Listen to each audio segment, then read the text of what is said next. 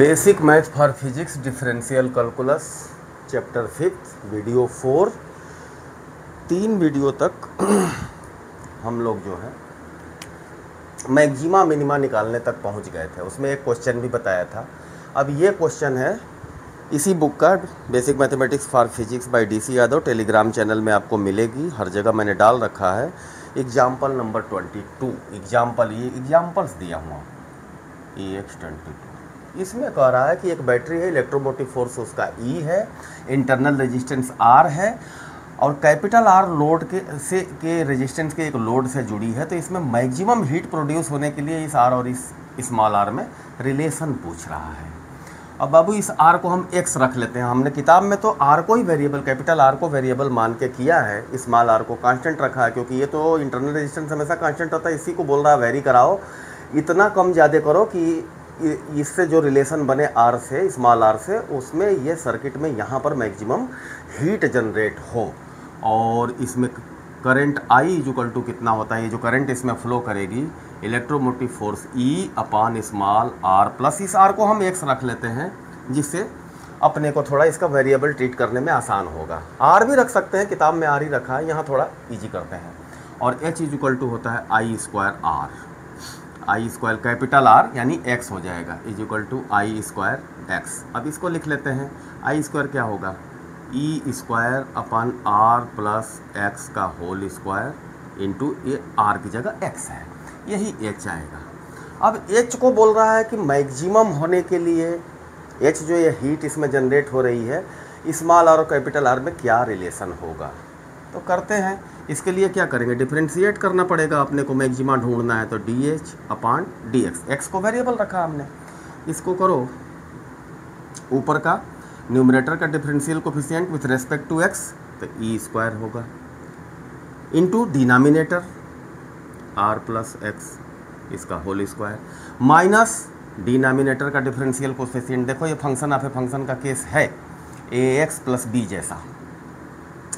तो पहले इसको ऐसे करेंगे, 2 ये पावर बाहर लाएंगे, ज्यों का त्यों इसको रख देंगे जो डिफरेंशिएशन में सिखाया हमने पीछे के आर्टिकल्स में, और फिर इसको डिफरेंशिएट करेंगे तो R 0 हो जाएगा, X 1 हो जाएगा, इनटू डिनोमिनेटर का differential coefficient into numerator E square X upon denominator का स्क्वायर। तो भैया स्क्वायर ये पहले से एक बार और स्क्वायर करेंगे तो पावर 4 हो जाएगा। अब हमें DH upon DX is equal to 0 चाहिए। तो क्या करें, E square R plus X whole square minus 2, उसमें से देख के लिख रहा हूँ, plus X E square X। अब ये स्क्वायर अगर 0 करें तो ये यहाँ जाके 0 हो जाएगा, काम खत्म। तो इसको भी हम 0 रख सकते हैं, डिनोमिनेटर तो गया, इज इक्वल टू 0। अब देखो यहाँ से E स्क्वायर को काट दो दोनों ओर से, क्या बचा, जो बचा उसे सॉल्व करते हैं, करें।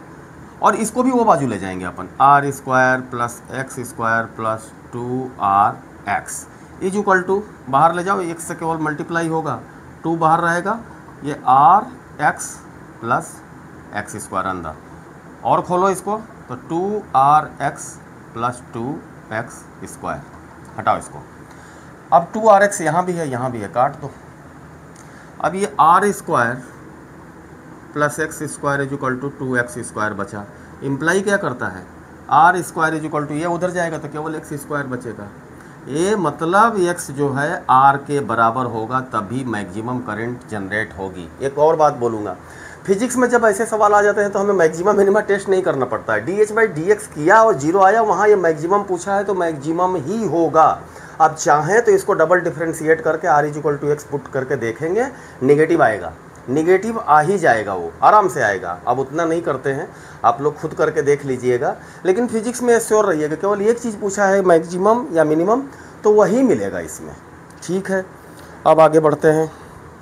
अब आएगा एक और क्वेश्चन है 23, IIT 86 में पूछा है। तो ये मैक्सिमा मिनिमा का ये भी केस है, सलूशन दिया हुआ, आप लोग आराम से इसको जो है डिफरेंशिएट करके, और आराम से, ये टाइम को पूछा है कब मिनिमम होगा ग्राउंड पर पहुंचने में, तो ये कर लोगे आप लोग। इसको ज़्यादा वीडियोस में टाइम वेस्ट करने से कोई फ़ायदा है नहीं, हम कंसेप्ट सिखाना चाह रहे हैं और वो पर्पज़ मैं बखूबी फुलफिल कर दूंगा। कंसेप्ट ये समझ में आ गया कि मैक्सिमा मिनिमा कैसे निकालते हैं, डिफरेंशिएट करते हैं। कोशिएंट के रूप में है तो अगर कोई फंक्शन और उसको जो है मैक्सिमा मिनिमा निकालना है तो कैसे होगा। एक होता है पार्शियल डिफरेंशिएशन। अभी अगली आर्टिकल है आर्टिकल नंबर 5.29 आर 5.29, ये कंसेप्ट है पार्शियल डिफरेंशिएशन। ये क्या चीज़ होती है? अभी तो अपने सिंपल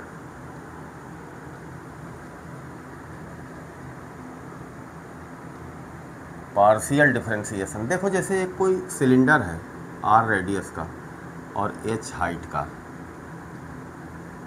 सॉरी ऐसे ऐसे इसकी हाइट एच है और यहाँ भी रेडियस आर है। तो इसके वॉल्यूम को अपन ने पहले चैप्टर में ही फर्स्ट वीडियो में भी बताया था कि इसका volume V is equal to base का एरिया पाई स्क्वायर आर और हाइट से मल्टीप्लाई करेंगे तो आ जाता है।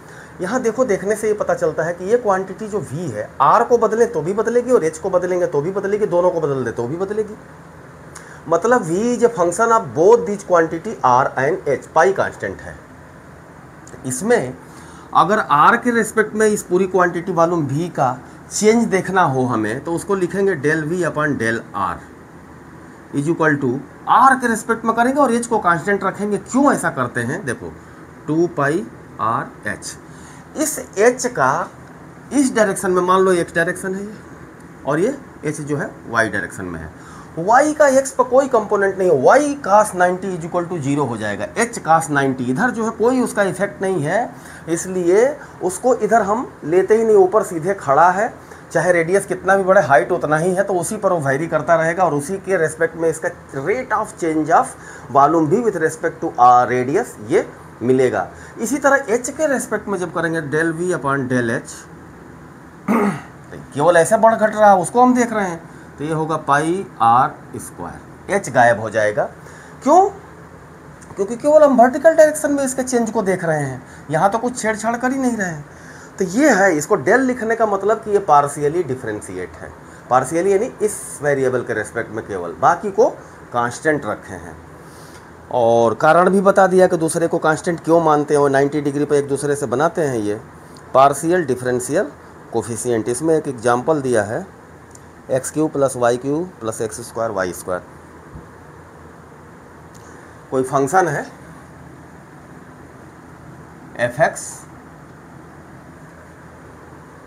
fx/y 2 का, इसको ऐसे लिखते हैं। उसमें x केवल लिखते थे, इसमें 2 का है तो ऐसे लिखेंगे is equal to x³ plus x² y² plus y³। अब इसको ऐसे करें del fxy upon del x, तो ये आ जाएगा केवल 3x² प्लस 2x, ये y² होगा, कांस्टेंट मान रहे हैं, और यहाँ x है ही नहीं तो ये 0 हो जाएगा। और डेल fx, ये तरीका है मैथमेटिक्स में। थोड़ा सा कारण और फील हमने दिला दिया कि ऐसा क्यों करते हैं, कांस्टेंट क्यों मानते हैं। 90 डिग्री वाला ये ख़त्म हो जाए, ये 0 रहेगा क्योंकि y इसमें है ही नहीं। अब ये प्लस 2yx², यहाँ y है और x² को कांस्टेंट मानेंगे, प्लस 3y²। ये ऐसे होता है। ये एग्जाम्पल इसमें किताब में दिया है। और अब एक चीज़ और हम लोग देख लेते हैं, इलेक्ट्रिक फील्ड और पोटेंशियल डिफरेंस के बीच में रिलेशन क्या होता है। कोई इलेक्ट्रिक फील्ड ऐसे है, x के पॉजिटिव डायरेक्शन में ऐसे जा रहा है और ये E है, टोटल यूनिफॉर्म है, हर जगह E है, तो उसका मतलब होता है कि एक कूलाम का अगर यहाँ कोई चार्ज रखें, यहाँ जहाँ भी E बराबर 1 जैसा है, तो उस पर E × 1 न्यूटन का फोर्स लगेगा। क्यों? क्योंकि इसकी डेफिनेशन है electric intensity of at a point is the force experienced by a positive charge, positive unit positive charge जिसकी मैग्नीट्यूड 1 हो और पॉजिटिव वो चार्ज हो। तो इस पर रखेंगे 1 न्यूटन, 1 कूलाम, तो इधर भागेगा ये। अब यहाँ 2 पॉइंट ले लो, A और आगे है ये B, इनके बीच की डिस्टेंस dr, इसको माइनस लिख लेंगे अपन। माइनस क्यों? क्योंकि इधर से इधर अपन आ रहे हैं और E इलेक्ट्रिक इंटेंसिटी इसमें बराबर है, इस डायरेक्शन में चल रही है। इसको ऐसे रख लो अगर, एक्स ले लो, ये 0 ले लो, ये वाई ले लो, तो एक्स एक्सिस के अलांग है और डी आर इधर से इधर आ रहा है यूनिट पॉजिटिव चार्ज को लेकर, तो घटता जा रहा है। तो ये अगर वोल्टेज वो पोटेंशियल यहाँ वी ए है और यहाँ वी बी है, तो यहाँ से यहाँ तक आएगा तो क्या होगा, final voltage minus initial voltage. किताब में ज़रा सा उल्टा लिख दिया हूँ, V B minus V A लिख दिया हूँ, उसको थोड़ा सुधार लेंगे। V A minus V B is equal to, यहाँ पॉजिटिव यूनिट चार्ज पर कितना फोर्स लगेगा, ई, हर जगह, चूँकि यूनिफॉर्म है तो हर जगह वही लगेगा, ई और इंटू माइनस डी आर। ऐसा क्यों, ये घट रही है डिस्टेंस, इसलिए अपन ने ऐसा लिया। और इसको लिखेंगे D V is equal to minus E D R. जब वेक्टर पढ़ाएंगे तो वेक्टर प्रोडक्ट के हिसाब से, डॉट प्रोडक्ट के हिसाब से भी बता दूंगा, किताब में दिया है ये। एक्चुअली ये होता है ई इंटू माइनस, तो इसको रखेंगे, ये दोनों वेक्टर हैं, ये डॉट है ऐसे, तो इसका ये हो जाता है, इसका मैग्नीट्यूड ले लेते हैं और इसका भी मैग्नीट्यूड ले लेते हैं, और कास थीटा इनके बीच का, चूँकि इधर से फोर्स लगा और इधर ही आ रहा है, एक ही लाइन में है, तो कास 0 हो जाएगा, इसीलिए यहाँ 1, ये कास 0 1 रहा, और ये यहाँ भी 1 है। अब ई इज इक्वल टू क्या होगा, minus D V upon D R. ये मेन कॉन्सेप्ट है, ये हमेशा याद रखना चाहिए, ऐसे डेराइव होके आता है और ये अप्लाई होता है। अभी वेक्टर बता लेता हूँ, 3 डायमेंशनल वेक्टर थोड़ा सा इसमें अप्लाइड है, मिक्स है असल में। पूरा वेक्टर पढ़ने के बाद सब कुछ इसका क्लियर हो जाएगा, 7वां चैप्टर। उसके पहले थोड़ा सा हमें बताना जरूरी ही पड़ेगा, नहीं तो ये क्वेश्चन नहीं समझ में आएगा, जो 2 इसमें क्वेश्चन दिए हैं। तो ये वेक्टर और इसका डिफरेंशियल, पार्शियल डिफरेंशियल का कंबाइंड सवाल है। तो वेक्टर को ऐसे बताते हैं, जैसे एक्स वाई प्लेन में कोई वेक्टर है, ये इसको आर से डिनोट किया, और इसका मैग्नीट्यूड भी आर है, जैसे 5 न्यूटन इधर बना दिया, और ये एंगल थीटा है, और ये एंगल क्या होगा, 90 माइनस थीटा हो जाएगा। तो प्रोजेक्शन अपन इस पर जानते हैं, इस पर कितना आएगा, R sine theta Y axis पर, और यहाँ प्रोजेक्शन इसका डालेंगे, इसका जो कंपोनेंट होगा तो वो आर कास थीटा होगा। अब इस आर को वेक्टर फॉर्म में लिखने के लिए क्या करते हैं, R is equal to R cos theta bracket में लेके इसको आई कैप लिख देते हैं। आई कैप का मतलब एक्स डायरेक्शन में केवल 1 यूनिट की डिस्टेंस को बताता है, तो इसके मैग्नीट्यूड से जब मल्टीप्लाई कर देते हैं तो यहाँ तक इस एक्स एक्सिस पर ही बताने लगता है। इज इक्वल टू, ये वेक्टर है, यहाँ जो है स्केलर, कोई केवल इसका मैग्नीट्यूड लिखा है इधर, और आई कैप लगा दिया तो इधर इसका कितना प्रभाव है वो बता रहा है, plus R sine theta J cap, इधर कितना प्रभाव है वो भी बता रहा है।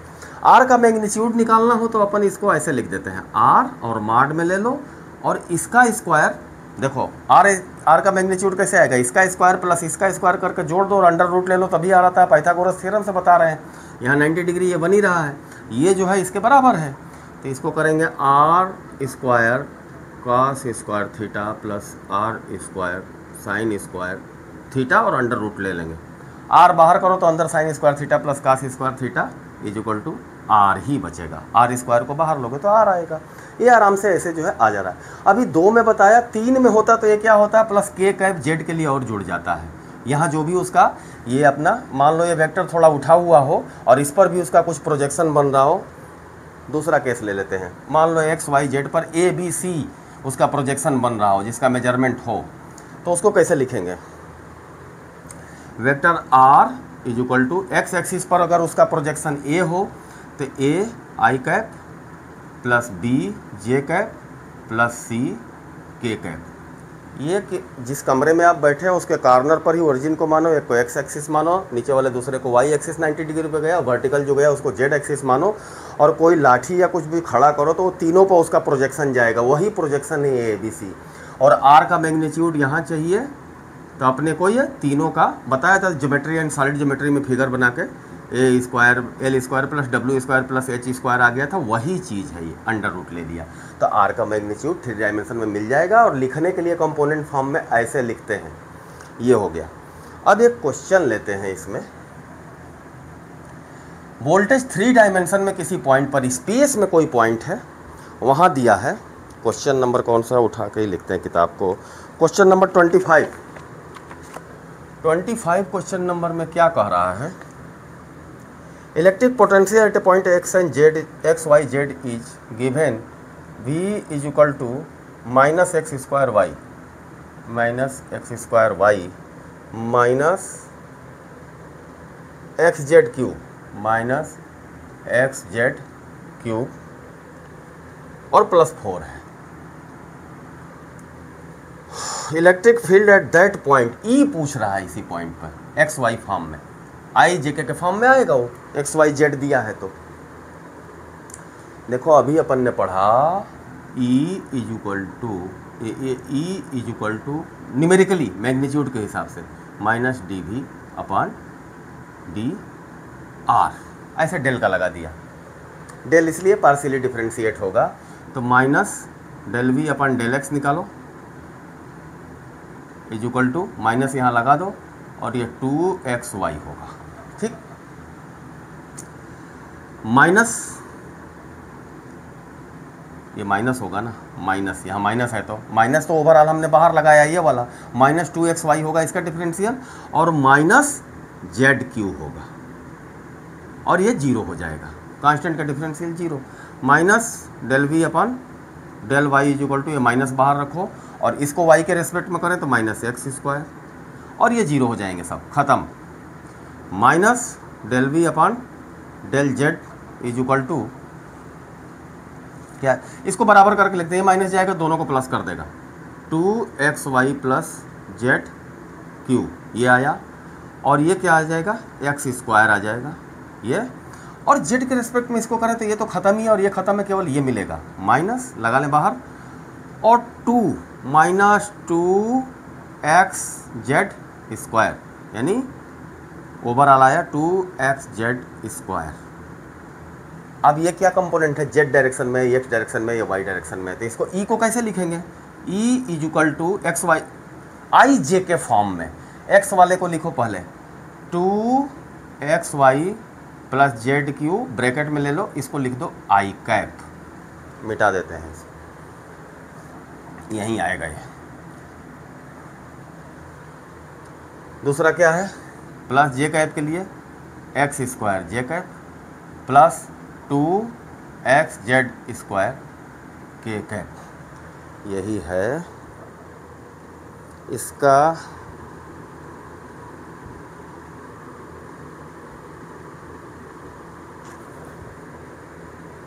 ये भाई एक्स जेड क्यूब था, हाँ तो ये 3 होगा, 3 यहाँ से जब डिफ्रेंशिएट करेंगे तो ये 3x square Z X Z square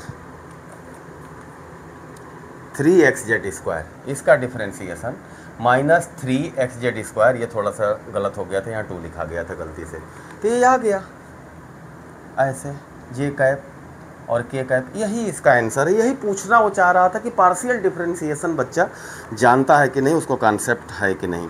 एक और सवाल है 26, इसको और ले लेते हैं फिर ये ख़त्म हो जाएगा चैप्टर, आखिरी है 26 नंबर क्वेश्चन।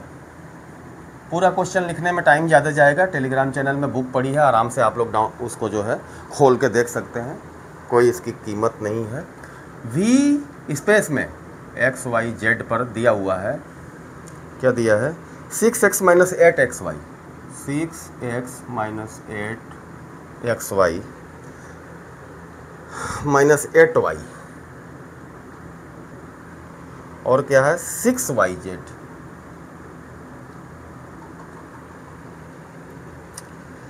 और पॉइंट कोई P है, उसका कोऑर्डिनेट दिया है 1 1 1।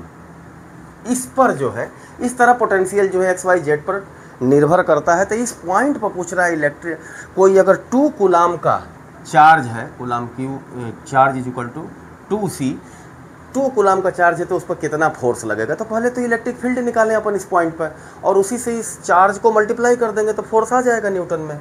तो minus del V by del X निकालें, ये क्या होगा 6 आ जाएगा, माइनस रखें यहाँ, माइनस 8y और ये y पर तो x के रेस्पेक्ट में करेंगे तो काम खत्म है, 0 यहाँ भी x नहीं है तो ये ख़त्म है। y की जगह 1 करें और इसको ऑपरेट करें तो क्या होगा, -6 + 8 इज इक्वल टू 2 आ जाएगा। 2i कैप लिख दिया हमने, 1 ये कोऑर्डिनेट रख दिया मैंने y की जगह 1। इसी तरह minus del V upon del Y is equal to minus रखें, y से डिफ्रेंशिएट करेंगे तो इसका कोई मतलब नहीं, ये जरूर मिल जाएगा -8x और ये -8, यहाँ +6z मिल जाएगा। अब ये x और z दोनों को 1 1 रखें तो क्या मिलेगा, -8 +6, तो ये क्या हुआ 8 8 16 में से 6 जब -10 रहेगा अंदर और ये वाला माइनस जाकर उसको प्लस कर देगा, that is equal to 10 J cap. ये आया इलेक्ट्रिक इंटेंसिटी की y डायरेक्शन में अपना कंपोनेंट 10 के बराबर है, और minus del V upon del Z, minus Z से देखो ये गायब, यहाँ कोई मतलब नहीं, ये गायब, यहाँ कोई, यहाँ ये केवल -6y बचेगा, सॉरी 6y और y 1 है तो ये क्या हो जाएगा -6 के कैप, ये माइनस अंदर घुसेगा और y 1 पुट करेंगे इसके हिसाब से, तो ये मिल गया। यानी इलेक्ट्रिक फील्ड क्या मिल रहा है भाई, आई जे के फॉर्म में, वेक्टर फॉर्म में 2i कैप + 10j कैप -6 के कैप। -6 ये दिखा रहा है कि ये जो है जेड डायरेक्शन में इलेक्ट्रिक इंटेंसिटी का जो वो है प्रभाव है जेड के निगेटिव डायरेक्शन में 6 यूनिट है।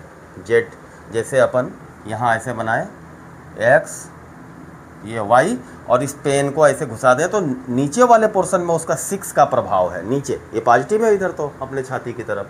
अब ई निकालने के लिए हम बताए थे पहले, अभी कुछ देर पहले, और जो मैं सॉलिड ज्योमेट्री में भी बताया था L² + W² + H², उसी तरह का एक कॉन्सेप्ट है। 4 + 100 + 36, इनका स्क्वायर कर रहा हूँ, कोफिशिएंट का अंडर रूट ले लिया तो ये मॉड ई का मैग्नीट्यूड आ जाएगा। ये क्या आ रहा है 140 140 अंडर रूट, इसको निकालोगे तो 4 × 35 है, 2 को बाहर आ जाएगा और अंडर रूट 35, ये मिल गया ई इलेक्ट्रिकल फील्ड की इंटेंसिटी का मैग्नीट्यूड, और मैग्नीट्यूड से ही 2 कूलाम में अपन मल्टीप्लाई करेंगे तो फोर्स आएगा। Force is equal to 2 × 2 under root 35 is equal to 4 under root 35। ये इतना न्यूटन का फोर्स जो है 2 कूलाम वाला चार्ज एक्सपीरियंस करेगा। और ये रहा ये सवाल के साथ ही जो है ये पार्शियल डिफरेंशिएशन के साथ डिफरेंशियल कैलकुलस का पूरा समाप्त।